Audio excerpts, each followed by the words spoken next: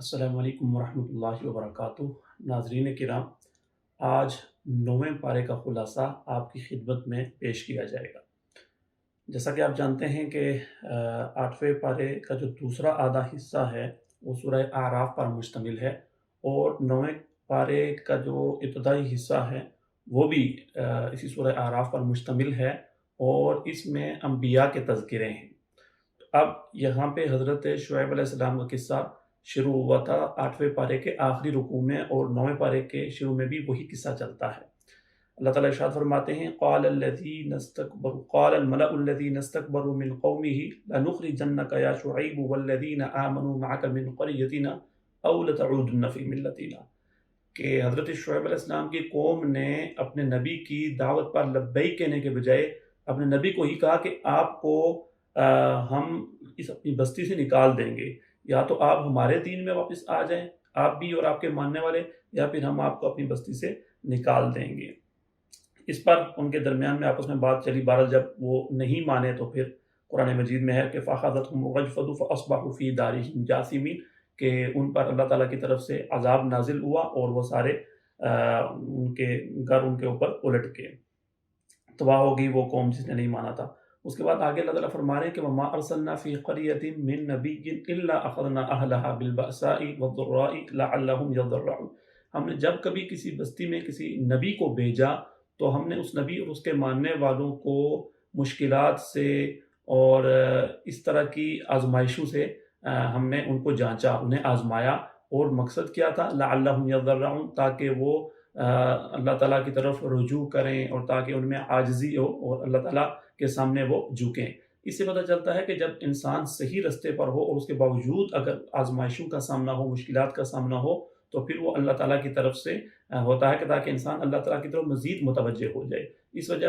وہاں پہ مایوس نہیں ہونا چاہیے، بلکہ صبر سے کام لینا چاہیے، اللہ تعالیٰ کی طرف رجوع زیادہ کرنا چاہیے، اور یہ ویسے بھی انسان کی فطرت ہے کہ وہ مشکلات میں، پریشانیوں میں اللہ تعالیٰ کی طرف رجوع بڑھا دیتا ہے، تو انسان کو ایسے ہی کرنا چاہیے۔ اس کے بعد آگے حضرت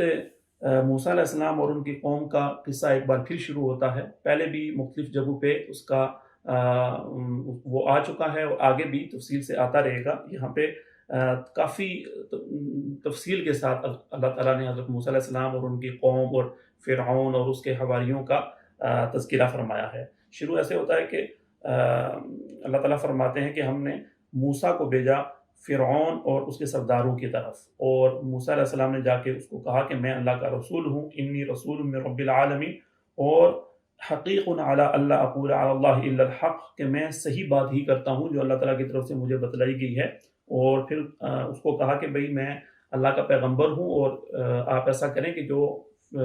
بنی اسرائیل آپ کے پاس ہیں جس کو آپ نے غلام بنایا ہوا ہے ان کو چھوڑ دیں۔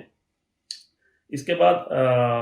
فرعون نے آگے سے مطالبہ کیا، قال ان كنت جئت بآیۃ فأت بها ان كنت من الصادقین، اگر آپ کے پاس کوئی دلیل ہے، کوئی نشانی ہے تو وہ لائیے۔ تو حضرت موسیٰ علیہ السلام نے فألقى عصاه فإذا هي ثعبان مبین، اپنا معجزہ دکھایا کہ اپنی لاٹھی پھینکی اور وہ ایک بڑا اژدہا بن گیا۔ وَنَزَعَ يَدَهُ فَإِذَا هِيَ بَيْضَاءُ لِلنَّاظِرِينَ، اور دوسری نشانی یہ دکھائی کہ اپنا ہاتھ کھینچا تو وہ چمکتا ہوا نظر آنے لگا، یعنی ہاتھ ان کا چمک رہا تھا، اس میں نور تھا۔ اب قال الملأ من قوم فرعون ان هذا لساحر علیم، فرعون کے جو سردار اس کے ساتھ بیٹھے ہوئے تھے وہ کہنے لگے کہ یہ تو بڑا جادوگر ہے، اور یرید ان یخرجکم من ارضکم فماذا تأمرون، کہ جادوگر ہے اور یہ چاہتا ہے کہ تمہیں تمہاری زمین سے نکال دے۔ اب کیونکہ اس زمانے میں جادو کا چرچا تھا، وہاں پہ بہت سارے لوگ اس چیز کو جانتے تھے، تو حضرت موسیٰ علیہ السلام کو بھی ویسا ہی معجزہ دیا گیا جو اس زمانے میں لوگوں میں ایک چیز جو مشہور اور معروف تھی۔ تو ان لوگوں نے اب سمجھا کہ یہ بھی جادو ہے، اور انہوں نے کہا کہ ہم اپنے جادوگروں کو جمع کرتے ہیں تاکہ اس کا مقابلہ کروایا جائے۔ آگے تفسیر کے ساتھ قصہ ہے، جادوگروں کو جمع کیا گیا، جادوگروں نے اپنی رسیاں پھینکی اور لوگوں کی آنکھوں پر انہوں نے جادو کے ذریعے سے یہ اثر کر دیا کہ ان کو وہ رسیاں سانپ نظر آنا شروع ہو گئیں۔ اب حضرت موسیٰ علیہ السلام نے اپنا عصا پھینکا اور وہ حقیقت میں اژدہا بنا اور ساری رسیوں کو نگل گیا۔ تو جادوگروں کو پتہ چل گیا کہ یہ جادو نہیں ہے جو حضرت موسیٰ علیہ السلام کے پاس ہے، یہ حقیقت ہے، اور وہ حقیقت کو سمجھ گئے، اور انہوں نے فوراً اپنے ایمان کا اعلان کر دیا، اور قرآن مجید میں ہے کہ وَأُلْقِيَ السَّحَرَةُ ساجدین، وہ سارے سجدے میں گر گئے۔ اب فرعون اپنی خفت مٹانے کے لیے اس نے یہ کیا کہ کہا کہ بھائی تم لوگ اس پہ ایمان لے آئے ہو، تم لوگوں نے لگتا ہے کہ میری بغت کے ساتھ یہ کام کیا ہے، اب تم لوگوں کو میں سزا دوں گا، اور تمہارے مخالف سمت سے ہاتھ پاؤں کاٹوں گا، اور تاکہ تمہیں پتہ چل جائے۔ تو ان لوگوں نے کہا کہ قالوا انا الی ربنا منقلبون، ہمیں تو اپنے رب کی طرف لوٹ کے جانا ہے، اور آپ ہم سے یہ اسی وجہ سے معاملہ کر رہے ہیں کہ ہم صحیح بات کہہ رہے ہیں، ہم اللہ پر ایمان لے آئے ہیں۔ تو انہوں نے دعا بھی کی کہ ربنا افرغ علینا صبرا وتوفنا مسلمین، یا اللہ آپ ہمیں صبر سے نوازیے۔ اور اس کے بعد پھر فرعون نے موسیٰ علیہ السلام اور ان کے ساتھیوں کو وہاں سے جانے دیا، لیکن جب وہ لوگ چلے گئے تو پیچھے فرعون کے حواریوں نے اس کو کہا کہ وقال الملأ من قوم فرعون اتذر موسیٰ وقومه ليفسدوا في الارض، کہ آپ نے تو انہیں چھوڑ دیا ہے، اب یہ واپس چلے گئے ہیں، زمین میں جا کے اپنے لوگوں کو اپنا ہمنوا بنائیں گے اور فساد مچائیں گے۔ اس پر فرعون نے کہا کہ قال سنقتل ابناءهم ونستحيي نساءهم، ایک دوبارہ ایک سلسلہ اس نے کہا کہ ہم شروع کریں گے، ان کے مردوں کو قتل کریں گے، ان کی عورتوں کو ہم چھوڑیں گے تاکہ ان کو اپنی باندیاں بنائیں، ان سے خدمت لیں۔ اس نے یہ فیصلہ کیا۔ ادھر موسیٰ علیہ السلام نے اپنی قوم سے کہا کہ استعینوا باللہ واصبروا، صبر کرو اور اللہ تعالیٰ سے مدد مانگو، انشاءاللہ وہ تمہیں اس زمین کا وارث بنائے گا، یہ زمین تمہارے پاس آئے گی۔ تو ان کی جو فطرت میں تھا بنی اسرائیل کی، انہوں نے شکایت کی اوذینا من قبل ان تأتینا ومن بعد ما جئتنا، کہ آپ کے آنے سے پہلے بھی ہمارے لیے یہی مشکلات اور پریشانیاں تھیں اور اب بھی وہی ہیں۔ تو حضرت موسیٰ علیہ السلام نے ان کو پھر امید دلائی، کیونکہ موسیٰ علیہ السلام اللہ کے نبی تھے، مایوس ہونے والے نہیں تھے۔ انہوں نے اللہ تعالیٰ کی طرف سے جو انہیں ایک امید دی گئی تھی وہ امید دلائی کہ قال عسى ربكم ان يهلك عدوكم ويستخلفكم في الارض، کہ عنقریب انشاءاللہ اللہ تعالیٰ تمہارے دشمن کو ہلاک کرے گا اور اس زمین کو تمہارے ہاتھ میں دے دے گا۔ اب اس کے بعد پھر بہت ساری چیزوں کا، بہت ساری جو آزمائشیں آئی فرعون اور اس کے زمانے میں لوگوں پہ، ان کا تذکرہ ہے۔ ایک یہ ہے کہ فَإِذَا جَاءَ، اللہ تعالیٰ فرما رہے ہیں وَلَقَدْ أَخَذْنَا آلَ فِرْعَوْنَ بِالسِّنِينَ وَنَقْصٍ مِّنَ الثَّمَرَاتِ، کہ ہم نے قحط سالی اور پھلوں میں کمی کے ذریعے سے اسے آزمایا یا اسے پکڑا تاکہ وہ نصیحت حاصل کرے۔ اب ہوتا کیا تھا فَإِذَا جَاءَتْهُمُ الْحَسَنَةُ قَالُوا لَنَا هَٰذِهِ، جب کوئی اچھی صورتحال پیش آ جاتی، اچھے حالات ہوتے، تو وہ لوگ کہتے کہ یہ تو ہمارے لیے ہے، یہ تو ہمارا اپنا کمال ہے۔ اور وَإِن تُصِبْهُمْ سَيِّئَةٌ يَطَّيَّرُوا بِمُوسَىٰ وَمَن مَّعَهُ، اگر برے حالات آتے تو کہنا شروع کر دیتے کہ یہ تو موسیٰ علیہ السلام اور جو ان کے ساتھی ہیں ان کی نحوست ہے، نعوذ باللہ۔ اللہ تعالیٰ فرما رہے ہیں کہ یہ ان کی اپنی نحوست ہے لیکن وہ جانتے نہیں۔ اس کے بعد پھر انہوں نے مطالبہ بھی کیا کہ وقالوا مهما تأتینا به من آیۃ لتسحرنا بها فما نحن لك بمؤمنین۔ اللہ تعالیٰ آگے ارشاد فرما رہے ہیں کہ فارسلنا علیہم الطوفان، اللہ تعالیٰ نے ان کو مختلف آزمائشوں سے گزارا تھا اور ان کے اوپر ایک طرح کے عذاب بھی آئے تھے۔ ایک فارسلنا علیہم الطوفان، طوفان آیا، والجراد، اور ٹڈی دلوں کے ذریعے سے اللہ تعالیٰ نے انہیں آزمایا، والقمل، اور فصلوں کی گیند کے جو کیڑے ہیں اس کے ذریعے سے، مینڈکوں کے ذریعے سے، مینڈک ہر جگہ پہ آ جاتے تھے،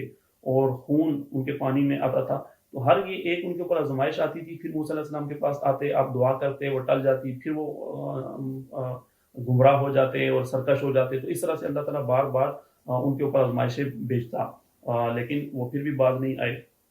وَلَمَّا وَقَعَ عَلَيْهِمُ الرِّجْزُ قَالُوا يَا مُوسَىٰ ادْعُ لَنَا رَبَّكَ بِمَا عَهِدَ عِندَكَ لَئِن كَشَفْتَ عَنَّا الرِّجْزَ لَنُؤْمِنَنَّ لَكَ وَلَنُرْسِلَنَّ مَعَكَ بَنِي إِسْرَائِيلَ۔ اور پھر ایک دفعہ انہوں نے کہا کہ ہمارے اوپر یہ ایک عذاب ہے، اگر آپ اللہ تعالیٰ سے کہہ کہ اس کو ہم سے دور کروا دیں تو ہم ایمان لے آئیں گے۔ لیکن اللہ تعالیٰ فرما رہے ہیں فَلَمَّا كَشَفْنَا عَنْهُمُ الرِّجْزَ إِلَىٰ أَجَلٍ هُمْ بَالِغُوهُ إِذَا هُمْ يَنكُثُونَ، جب بھی ہم ان سے اس طرح کی کسی آزمائش کو دور کرتے تو وہ پھر واپس اسی کام میں پڑ جاتے۔ آگے اللہ تعالیٰ فرما رہے ہیں کہ پھر ایسا ہوا کہ ان کی بدعمالیوں کی وجہ سے اللہ نے فرعون اور اس کی قوم کو غرق کیا اور بنی اسرائیل کو وہاں کا نائب بنا دیا، یا وہاں سب کچھ بنی اسرائیل کے ہاتھ میں دے دیا۔ اور پھر اللہ تعالیٰ فرما رہے ہیں وَجَاوَزْنَا بِبَنِي إِسْرَائِيلَ الْبَحْرَ فَأَتَوْا عَلَىٰ قَوْمٍ يَعْكُفُونَ عَلَىٰ أَصْنَامٍ لَّهُمْ، جب فرعون اور اس کی قوم غرق ہو گئے، موسیٰ علیہ السلام اپنی قوم کو لے کے آگے نکلے تو وہاں پہ ایک قوم کے پاس سے وہ گزرے کہ جو اپنے بتوں کے پاس بیٹھے لگے ہوئے تھے اور ان کی باتیں کر رہے تھے۔ تب بنی اسرائیل نے حضرت موسیٰ علیہ السلام کو کہا قالوا یا موسیٰ اجعل لنا الہا کما لہم آلہہ، ان کا تو اپنا معبود ہے، دیکھو اس کے پاس بیٹھ کے دل لگی کر رہے ہیں، باتیں کر رہے ہیں، تو ہمارا بھی کوئی ایسا معبود بنا دیجئے۔ موسیٰ علیہ السلام نے فرمایا قال انکم قوم تجہلون، بڑے عجیب لوگ ہو، ایسی جہالت کی باتیں کرتے ہو۔ اور پھر اس کے اوپر رد فرمایا کہ یہ سب کچھ تو کھیل تماشا ہے۔ قال اغیر اللہ ابغیکم الہ وہو فضلکم علی العالمین، اللہ تعالیٰ کے ارشاد فرما رہے ہیں کہ بھئی ہم نے تم کو فرعون سے نجات دی، وہ تمہارے مردوں کو قتل کرتا تھا، تمہاری عورتوں کو چھوڑ دیتا تھا، تو اللہ تعالیٰ کے یہ تم پہ احسانات ہیں تو اس کا شکر ادا کرو، ایسے الٹے سیدھے کاموں میں نہ پڑو۔ پھر یہ ہوا کہ جب ان کی بدعمالیوں کی وجہ سے صحرائے سینا میں انہیں مقید کر دیا گیا تھا بنی اسرائیل کو، تو وہاں پہ پھر انہوں نے حضرت موسیٰ علیہ السلام کو کہا کہ آپ اپنے وعدے کے مطابق اللہ تعالیٰ سے ہمیں کتاب لا کے دیجیے تاکہ اس کے اوپر ہم عمل کریں۔ تو حضرت اللہ تعالیٰ ارشاد فرما رہے ہیں وَوَعَدْنَا مُوسَىٰ 30 لَيْلَةً وَأَتْمَمْنَاهَا بِعَشْرٍ۔ پھر حضرت موسیٰ علیہ السلام کو اللہ تعالیٰ نے حکم دیا تھا کہ کوہ طور پہ آ کے 30 دن کا اعتکاف کرو، اور پھر کسی وجہ سے وہ 40 دن کا کر دیا گیا تھا تاکہ تمہیں وہاں پہ اللہ تعالیٰ کی طرف سے یہ کتاب ملے۔ تو چلتے وقت حضرت موسیٰ علیہ السلام نے حضرت ہارون سے کہا وقال موسیٰ لأخیہ ہارون اخلفنی فی قومی، کہ آپ میری یہاں پہ نیابت کریں گے اور لوگوں کا خیال رکھیں گے اور کوشش کریں کہ ان کی اصلاح کرتے رہیں اور جو مفسدین ہیں ان کی آپ اتباع نہ کرنا۔ اب جب اللہ تعالیٰ ارشاد فرما رہے وَلَمَّا جَاءَ مُوسَىٰ لِمِيقَاتِنَا وَكَلَّمَهُ رَبُّهُ، حضرت موسیٰ علیہ السلام کوہ طور پر کے اور اللہ تعالیٰ سے اپنی خواہش کا اظہار کیا کہ میں آپ کا دیدار کرنا چاہتا ہوں۔ اللہ تعالیٰ نے فرمایا کہ اس دنیا میں دنیا کی آنکھ کے ساتھ میرا دیدار نہیں ہو سکتا، لیکن آپ اس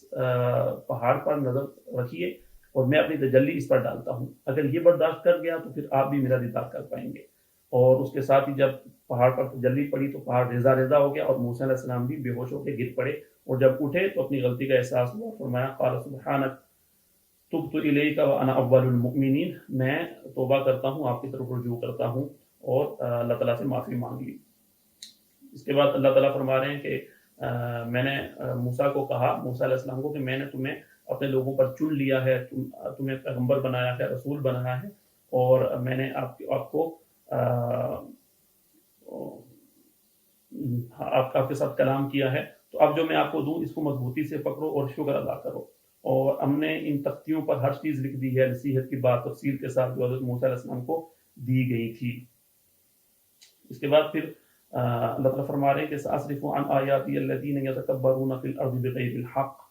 کچھ لوگوں کے بارے میں فرمایا کہ اللہ تعالیٰ کہہ رہے ہیں کہ میں ان کو اپنی آیتوں سے دور رکھوں گا، لیکن اس کی وجہ کیا ہوگی کہ وَإِن يَرَوْا كُلَّ آیَةٍ لَا يُؤْمِنُوا۔ اس کی وجہ یہ ہے کہ اگر ساری چیزیں ان کے سامنے آ جائیں تو بھی وہ ایمان نہیں لاتے، اور ان کے پاس اگر ہدایت کا راستہ انہیں دکھا دیا جائے تو وہ اس کو نہیں لیتے اور سرکشی کا راستہ اس کو اپنا بنا لیتے ہیں، تو یہ ان کی فطرت ہے، اس وجہ سے وہ ایمان نہیں لائیں گے۔ اس کے بعد موسیٰ علیہ السلام کے بارے میں مزید فرمایا کہ وَاتَّخَذَ قَوْمُ مُوسَىٰ مِن بَعْدِهِ مِنْ حُلِيِّهِمْ عِجْلًا جَسَدًا لَهُ خُوَارٌ، کہ ان کی قوم نے اپنے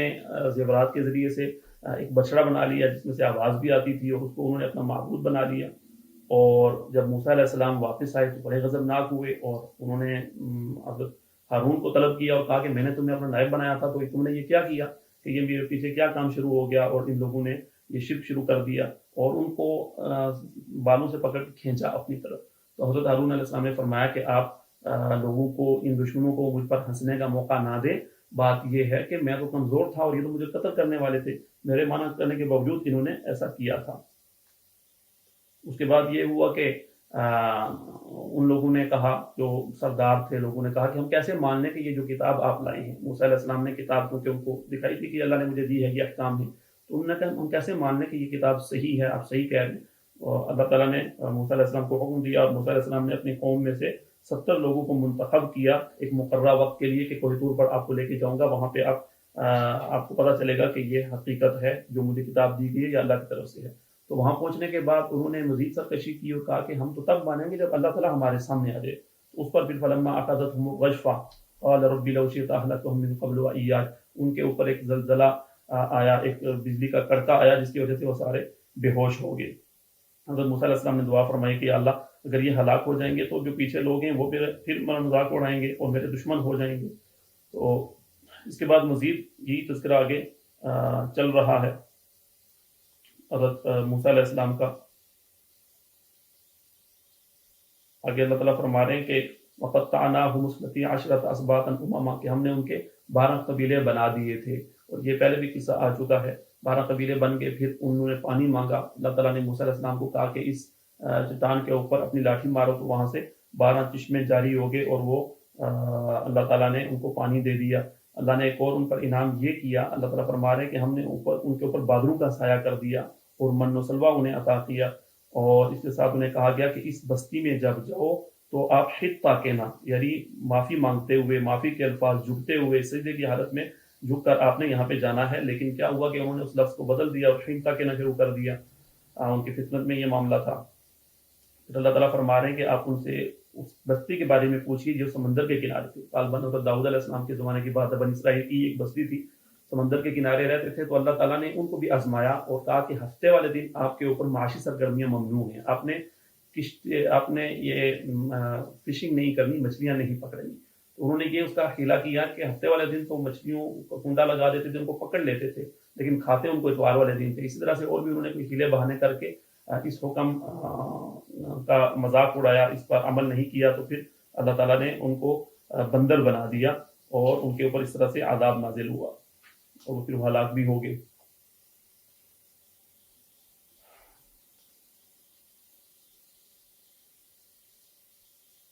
آگے اللہ تعالیٰ یوم الست کا تذکرہ فرما رہے ہیں کہ جب انسان اس دنیا میں آئے، اس سے پہلے اللہ تعالیٰ نے سب روحوں کو جمع کر کے ان سے ایک عہد لیا تھا. وَإِذْ أَخَذَ رَبُّكَ مِنْ بَنِي آدَمَ مِنْ ظُهُورِهِمْ ذُرِّيَّتَهُمْ وَأَشْهَدَهُمْ عَلَىٰ أَنفُسِهِمْ أَلَسْتُ بِرَبِّكُمْ کہ سب سے کہا تھا کہ کیا میں تمہارا رب ہوں یا نہیں. تو سب نے کہا قالوا بلی شہدنا، سب نے اس کا اقرار کیا کہ آپ ہمارے رب ہیں. اب اس دنیا میں جب انسان آ جاتا ہے تو جو جس کی فطرت صحیح ہے اس کے اوپر اس اقرار کا اثر رہتا ہے. وہ اللہ کو اپنا خدا مانتا ہے، معبود مانتا ہے، اس کے احکام کو مانتا ہے. اور جو لوگ اپنی فطرت کو مسخ کر دیتے ہیں پھر وہ اس کو بھول جاتے ہیں. اس کے بعد اللہ تعالیٰ نے آگے ایک اور شخص کا قصہ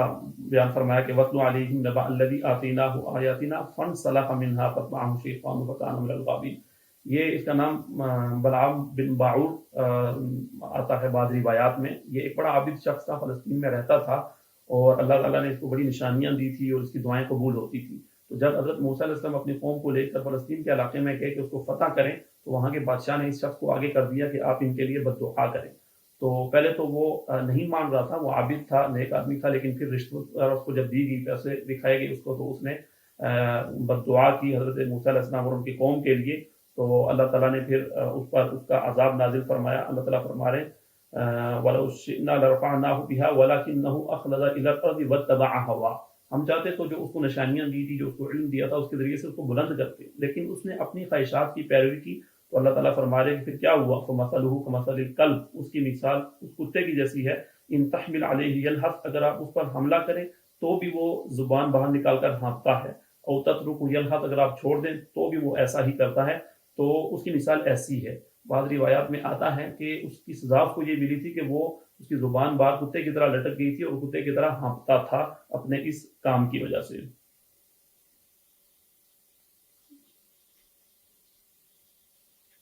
اس کے بعد یہ سورہ اعراف تقریباً یہاں پہ جا کے ختم ہو جاتی ہے اور اس کے بعد سورہ انفال شروع ہوتی ہے. سورہ انفال جیسا کہ اس کے نام سے ہی پتہ چلتا ہے کہ یہ جہاد کے بارے میں ہے، جو جہاد سے مسلمانوں کو مال غنیمت ملتا ہے. تو جب بدر میں مسلمانوں کو فتح حاصل ہوئی تو اس کے بعد مال غنیمت کے حوالے سے کچھ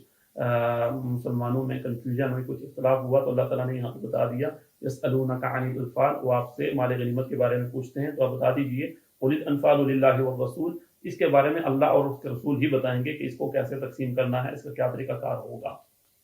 اس کے بعد غزوہ بدر کا تفصیل کے ساتھ اللہ تعالیٰ نے یہاں پہ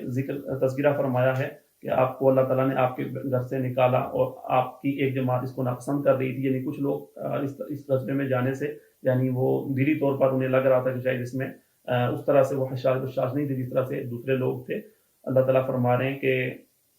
وَإِذْ يَعِدُكُمُ اللَّهُ إِحْدَى الطَّائِفَتَيْنِ أَنَّهَا لَكُمْ وَتَوَدُّونَ أَنَّ غَيْرَ ذَاتِ الشَّوْكَةِ تَكُونُ لَكُمْ. مسلمانوں کے پاس دو آپشن تھے. تو مسلمان یہ چاہ رہے تھے کہ جو جہاں پہ مشکلات ذرا کم ہیں وہ اس کو لیں. اللہ تعالیٰ فرما رہے ہیں کہ حقیقت میں اس سارے کا خلاصہ یہ ہے کہ جو چیز مشکل نظر آ رہی تھی اس میں مسلمانوں کے لیے زیادہ فائدہ تھا اور پھر ویسا ہی ہوا. اللہ تعالیٰ نے مسلمانوں کو کفار کے اوپر، حالانکہ مسلمان کم تھے لیکن کفار زیادہ تھے، اللہ تعالیٰ نے مسلمانوں کو ان کے اوپر فتح عطا فرمائی. اور مسلمانوں کو میدان میں جمائے رکھنے کے لیے، مضبوط کرنے کے لیے اللہ تعالیٰ نے مختلف ان کے اوپر نعمتیں نازل فرمائی. ایک اس میں سے یہ ہے کہ یغشیکم النعاس امنۃ منہ وینزل علیکم من السماء ماء. مسلمانوں کے اوپر اللہ تعالیٰ نے اونگ نازل کر دی جس کی وجہ سے وہ فریش ہو گئے صبح. اور دوسرا، مسلمان جس جگہ پہنچے تھے، کافر چونکہ اس سے پہلے پہنچ کے جو مضبوط جگہ تھی وہاں قابض ہو چکے تھے پانی والی جگہ پہ، تو مسلمان ریتلی جگہ پہ تھے. تو اللہ تعالیٰ فرما رہے کہ ہم نے ان پہ بارش نازل کی تو ان کی زمین بھی جم گئی اور مسلمانوں کو پانی بھی مل گیا. اس طرح سے اللہ تعالیٰ نے یہاں مسلمانوں کو فتح عطا فرمائی. اور پھر اللہ تعالیٰ نے مسلمانوں کو کچھ احکام بھی دیے کہ جب آپ میدان جنگ میں ہوں تو پھر آپ نے پیٹھ نہیں دکھانی، پیچھے نہیں مڑنا، البتہ اگر کسی اسٹریٹجی کے تحت آپ ایسا کریں تو وہ الگ بات ہے۔ آگے اللہ تعالیٰ فرمانے کے بعد قُلْ إِذْ أَنْتُمْ قَلِيلٌ مُسْتَضْعَفُونَ فِي الْأَرْضِ، کہ اس وقت کو بھی یاد کرو جب تم تھوڑے تھے اور کمزور تھے زمین میں، پھر اللہ تعالیٰ نے تمہیں اپنی مدد کے ذریعے سے غلبہ عطا فرمایا، اللہ تعالیٰ نے تمہیں رزق عطا فرمایا۔